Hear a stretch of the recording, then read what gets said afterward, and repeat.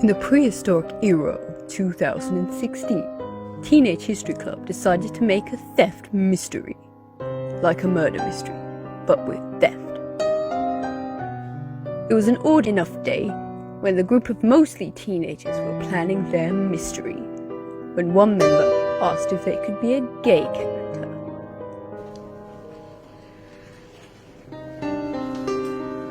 Gay?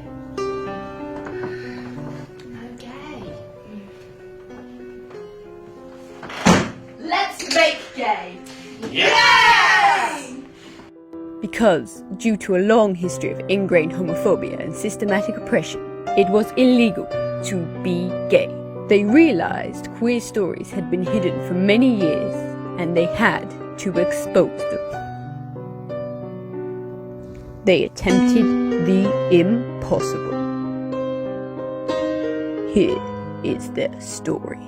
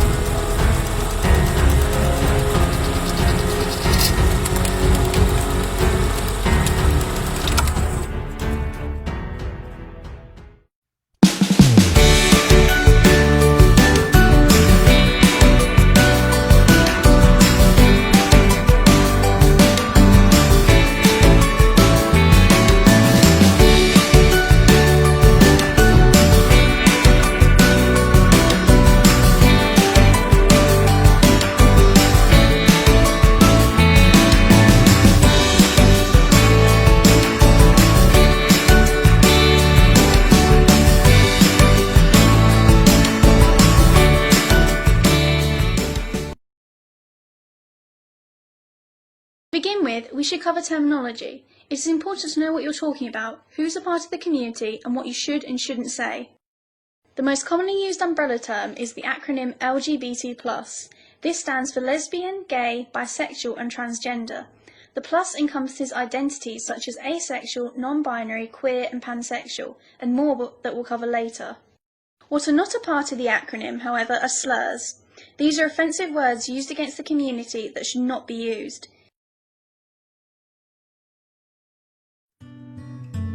When looking for queer items in your museum, keep an eye out for mythological icons as well as historic queer icons that may appear on objects.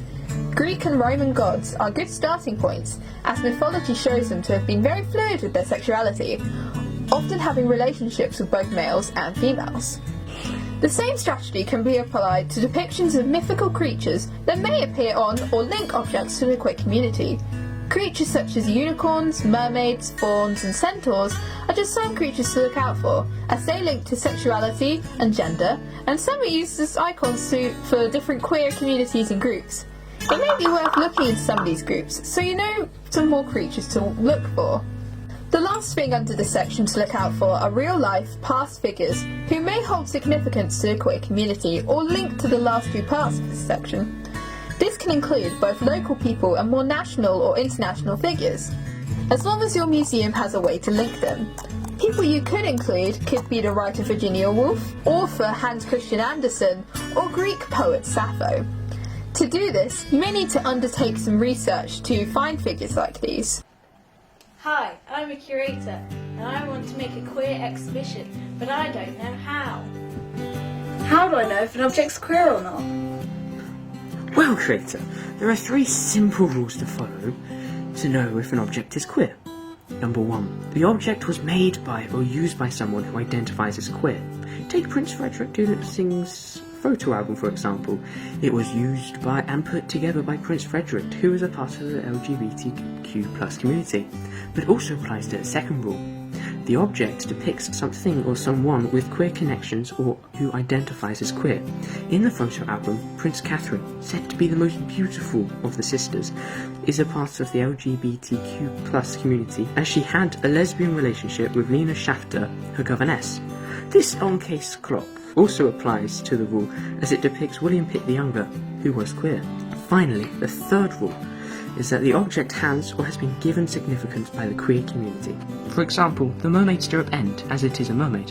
The mermaid is used as a symbol for the transgender community. So now that you know the 3 rules for identifying the objects, put on those queer glasses and take a look around the museum.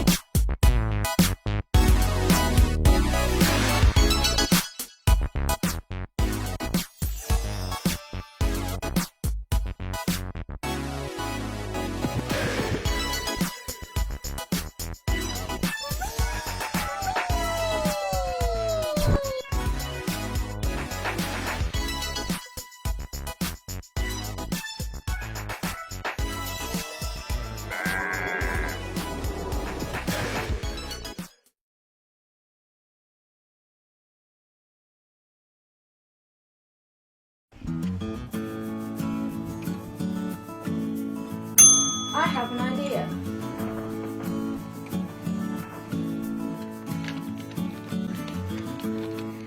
Another thing you can do to find queer objects is to look at other museums and the queer exhibitions they've created for inspiration.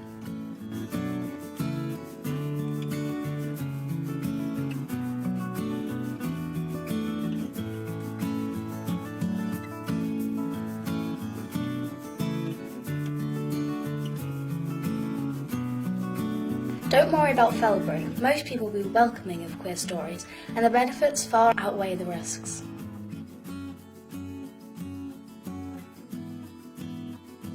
Make sure to take notes of your findings.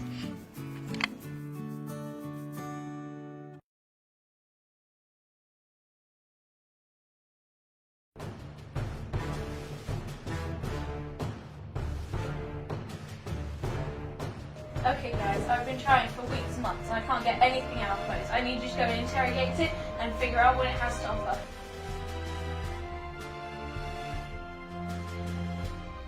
I need queer objects. Alright, boss! Yes, boss. Alright, Mose, what's gay? Oh yeah. Marvin Gaye? No, not that kind of gay. Back up, you're on. Go for it, bud. Listen to me, We are gonna search up lesbian. What? Try searching for specific people. Listen here, buddy. We've had enough to book you in for weeks. So you're gonna tell me who Princess Catherine is right now, or you're in, buddy. Oh, it's the Jen! You did it, bud!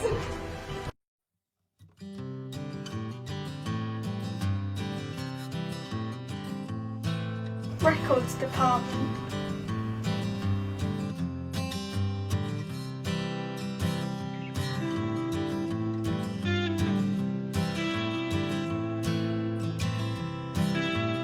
Court records. Birth and death certificates. Letters. Newspapers.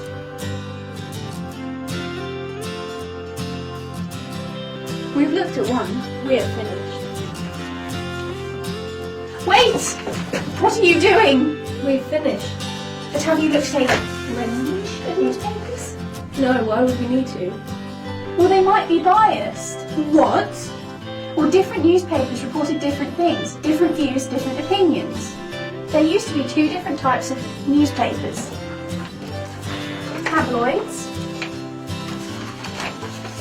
and broadsheets. Broadsheets recorded sensible and serious stories, while tabloids reported sensationalist ones. Sensationalist? Exciting stories. This means some newspapers are biased. Be careful to find a balance of newspapers. This is why you should look at more than one newspaper. Thanks. Alright.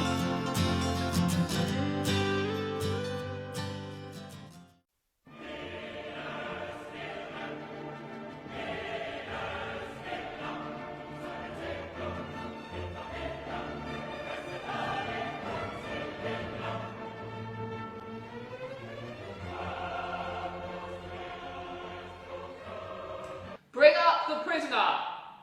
You are accused of heterosexual love. What evidence do you have? Here is the evidence for your heterosexual love. I think this is sufficient.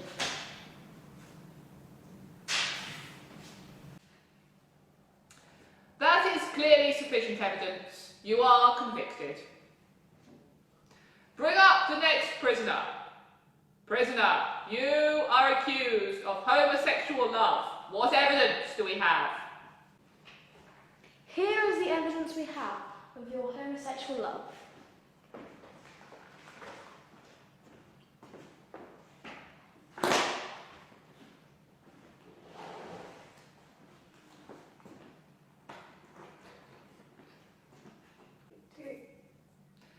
Despite all this evidence, I'm unconvinced. You are clearly just good friends.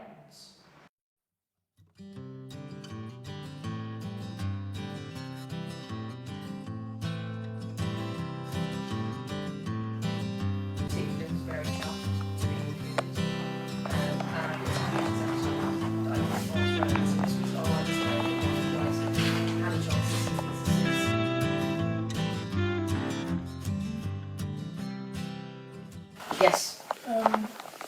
How do you cope with like sad stories of people with...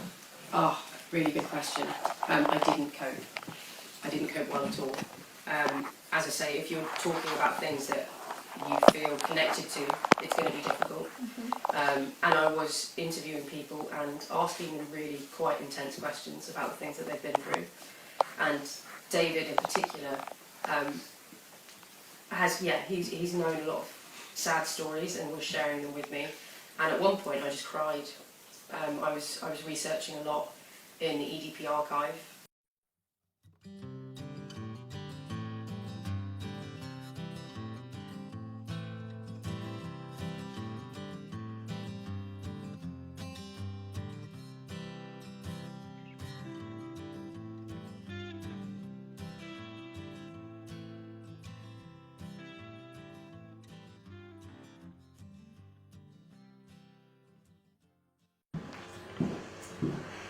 That's it.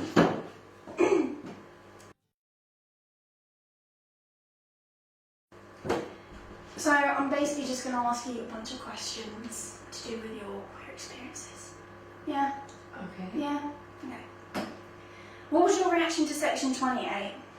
Well, I mean, I was quite surprised about it. Didn't realise it was a thing at the time. So do you not have a coming out story to go with it then? Well, I suppose it was a few years ago, maybe 3, 4 years ago. So if it was that long ago, then are you accepted these days then? Well, I think it's a bit more complicated than just being accepted or not being accepted. Like, some people do accept me as a person, but like, you're constantly having to tell people that you are this way and be accepted by people over and over again. Hello, come in. Here, take a seat. How are you?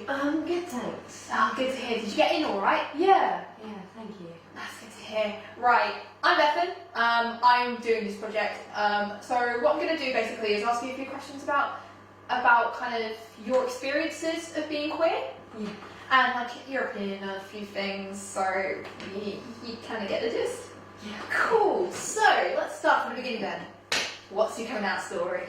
Oh, this is a question that people always seem to ask, and they always think it's like that one moment where it's like, your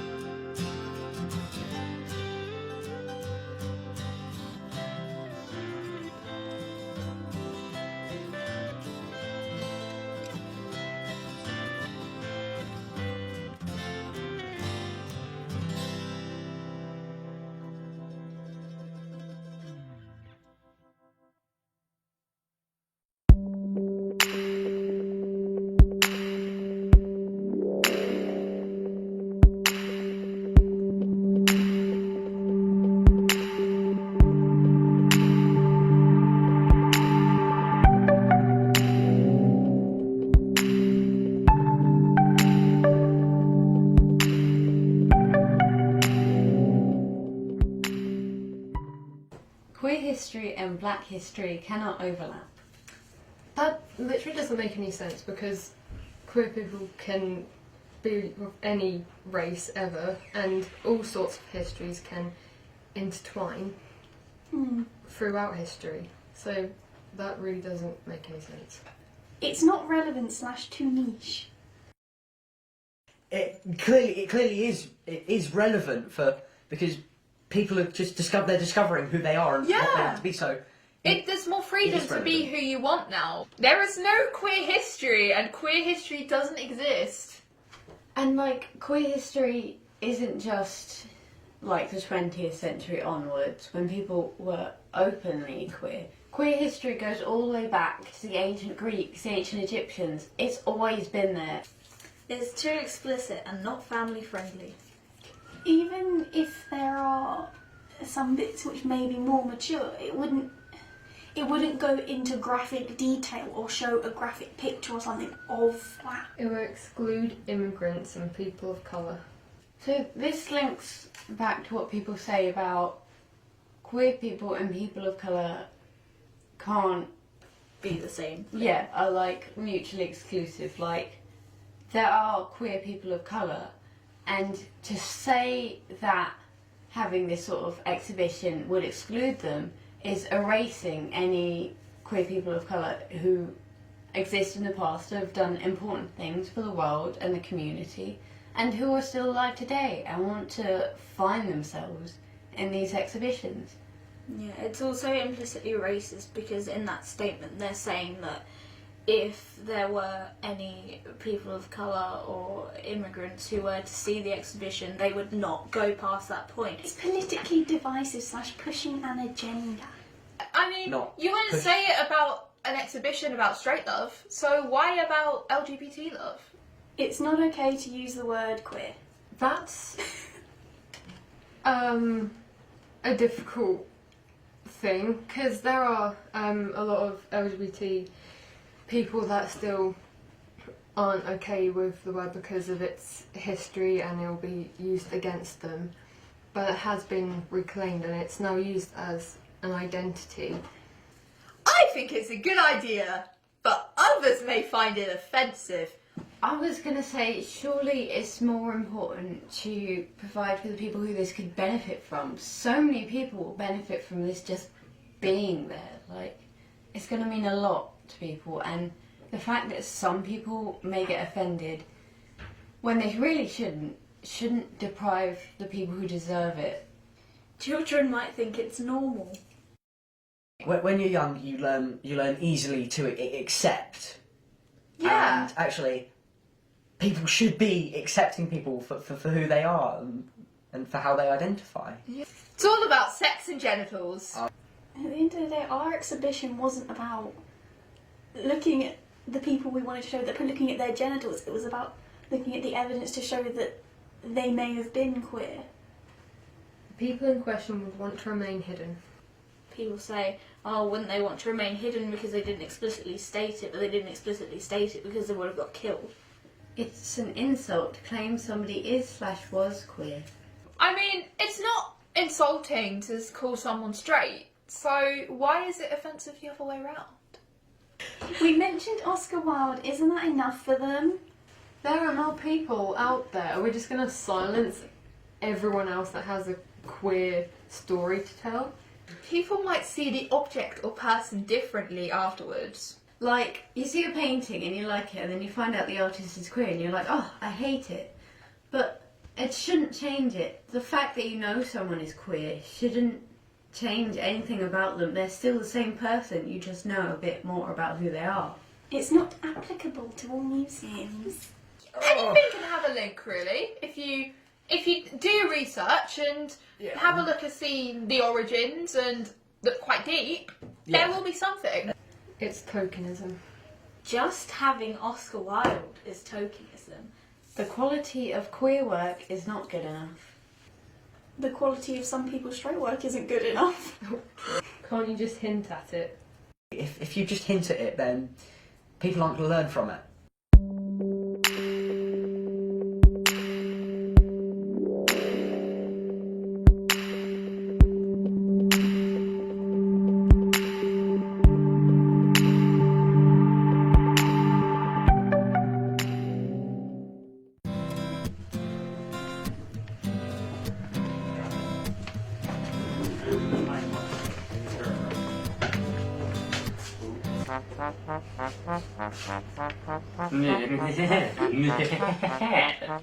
Villain stuff. This is unnatural and absurd. Do not go there.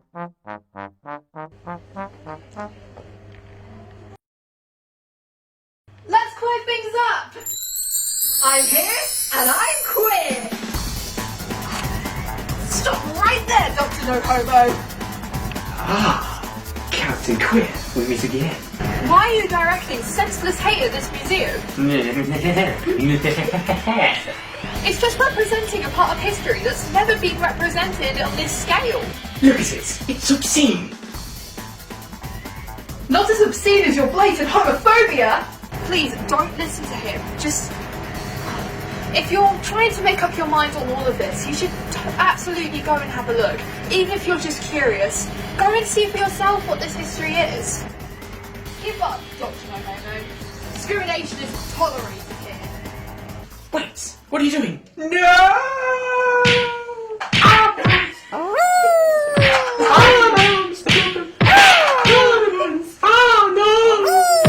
Love and tolerance wins again. I, Captain Queer, will strive to defeat Dr. No Homo and homophobia once and for all.